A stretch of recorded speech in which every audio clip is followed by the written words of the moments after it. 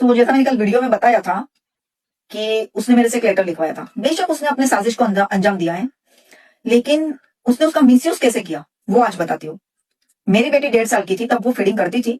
उस टाइम पे मैंने उसको ब्रश करवाया। उसकी दादी आके कहती है कि ब्रश मत करवाना, बच्चा 7 साल का हो जाए तब ब्रश करवाना। बच्चा 7 साल का हो जाए तब ब्रश करवाना। मैंने कहा क्यों? तो कि नहीं, तू बच्चे को मारेगी, अगर बच्चा ब्रश करने में कुछ भी करेगा तो मेरे से बर्दाश्त नहीं होगा। वाह दादी, बच्चे को कभी नेपी चेंज करवाया नहीं, बच्चे को कभी नहलाया नहीं, बच्चा रोता है तो लाके मेरे हाथ में पटक दिया जाता है, लेकिन दादी को फिक्र हो रही है कि बच्चा ब्रश नहीं करेगा और रोएगा तो मैं उसको मारूंगी। वाह।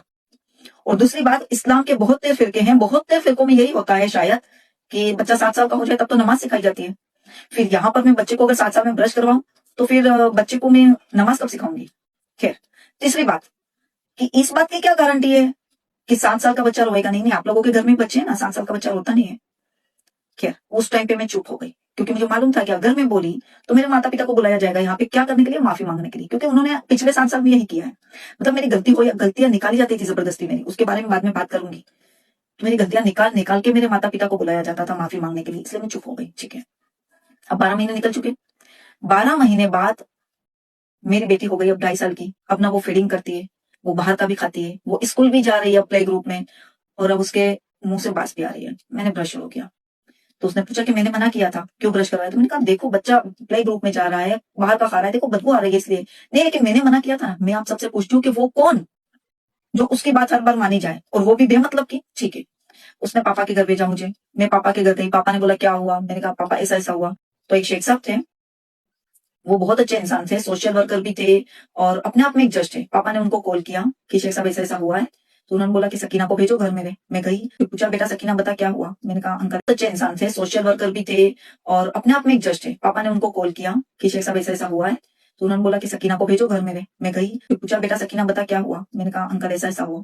उनके वो सोफे पे बैठे हुए थे, उनकी वाइफ उनके पास खड़े थे, तो वो ऐसे अपनी वाइफ के सामने देख के हंसने लगे। मतलब उनको मेरी बातों पे यकीन नहीं हुआ। तो उन्होंने बोला देख सकीना बेटा, अगर गलत हुआ ना ये बात। मैंने कहा अंकल आप पूछ लो कॉल करके। उन्होंने कॉल करके पूछा। वो तो अपने आप को बहुत होशियार समझती थी, इसे टक टक टक टक बक दिया ये है। तो उन्होंने बहुत अच्छी बात उसे बोली कि जहरा बेन 5 टाइम की नमाज पढ़ो, 2 वक्त की रोटी खाओ और चुपचाप बैठो। वो उसकी माँ है, उसको मालूम है कि क्या करना है क्या नहीं। इंशाल्लाह बच्चा 6 महीने का भी क्यों नहीं है और उसके दांत आ रहे हैं तो वो संभाल लेगी। तुम क्यों इतना ये करते हो? ठीक है। फिर उसके बाद उसने वो झगड़ा वहां पे खत्म तो नहीं किया, लेकिन शेख साहब के कहने पे मुझे घर पे बुला लिया, लेकिन झगड़ा उसने खत्म नहीं किया था।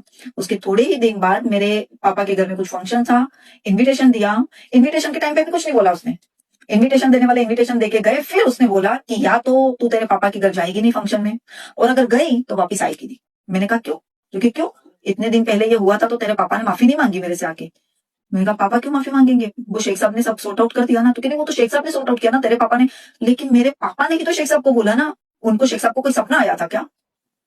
तो ये बात थी, इस बात पे डाइवोर्स हुआ है।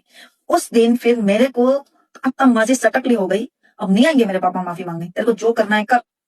और मैं बोलती हूँ यहाँ पे कि मैं फिर उसका घर छोड़ के निकली। हाँ निकली, क्या करे, मरता क्या ना करता। सोशल मीडिया पे पोस्ट आती है ना कि अगर आपके झुकने से रिश्ते बच जाते हैं तो झुक जाओ, और हर बार आपको ही झुकना पड़े तो रुक जाओ।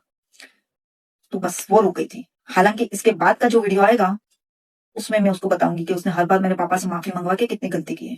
Thank you.